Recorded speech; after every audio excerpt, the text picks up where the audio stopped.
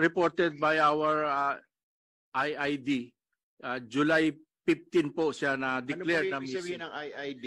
Investigation and Intelligence Division po. Okay, July 15. Opo. Kailan po ninyo ipinarating kay Secretary na may nawawala kayong preso? Ilang araw after?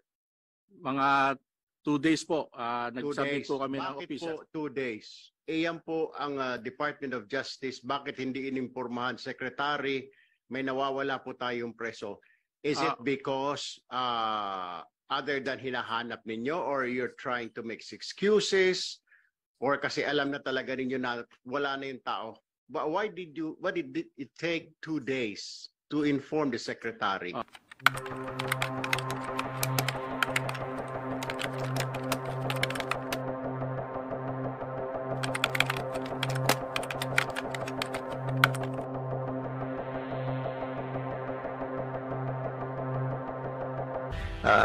Mr. Secretary, alam naman natin na may mga ganyang mga problems with regards sa mga drug involvement, yung mga nakakulong doon.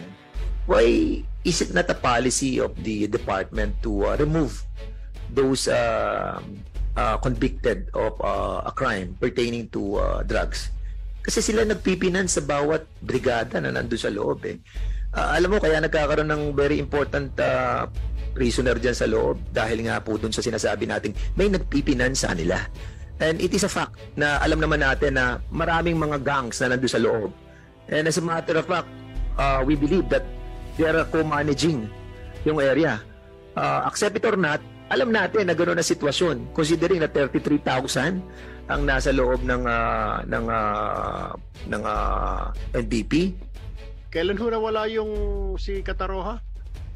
As reported by our IID, July 15 po siya na declared na Ano po ibig missing. sabihin ng IID?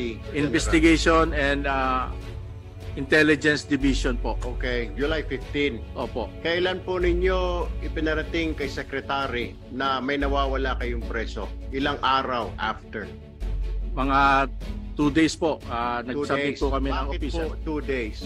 Yan po ang Department of Justice. Bakit hindi inimpormahan, Secretary, may nawawala po tayong preso?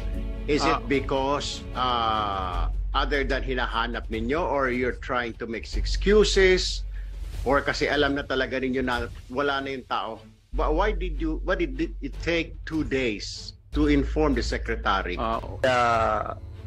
Marami pa po ba na ganong katulad na nangyari doon kay Cataroha?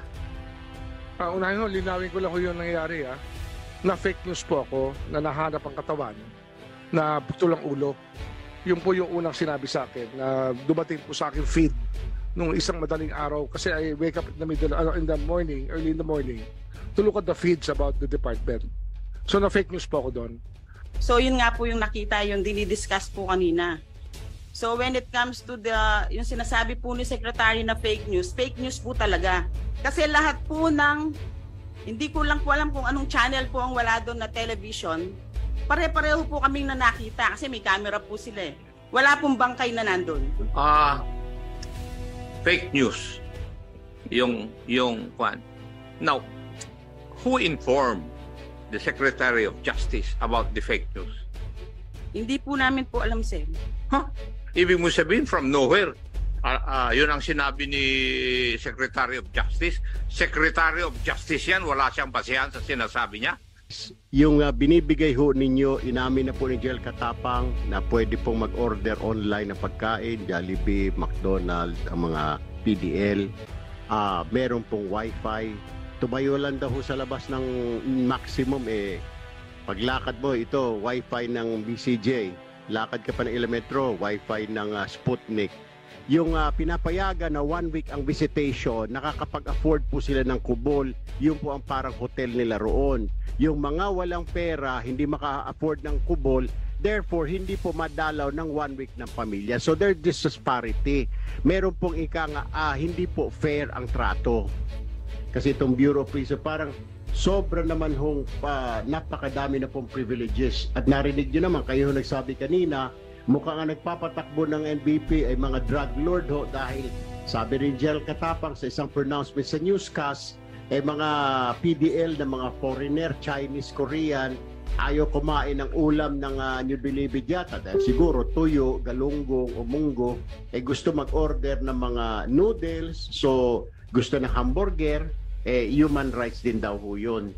So kung ganun ho, sir, mas maganda ho yata ang buhay sa loob kaysa ho sa labas. Ano ho? Bakit nawala ang SPU doon? In accordance with this report sa atin, yung Security Patrol Unit headed by Chief Inspector Henry Abila, tinanggal mo daw. Totoo ba to? 100 po silang natanggal, sir. That including Henry Abila? Yes, sir. Why he was removed? They are under investigation po lahat yung nasa maximum compound, sir. I just want to be educated on this issue, kasi yung SPU, yung Security Patrol Unit na nagko-conduct ng pag-ikot doon, tinanggal mo daw at ang pinalit daw ay yung Bucor SWAT, which have no authority at all. And that's the reason why I wanted to find out which is which do sa SPU or Bucor SWAT ang dapat magmando sa loob. Meron po bang CCTV ang facilities ng NBP?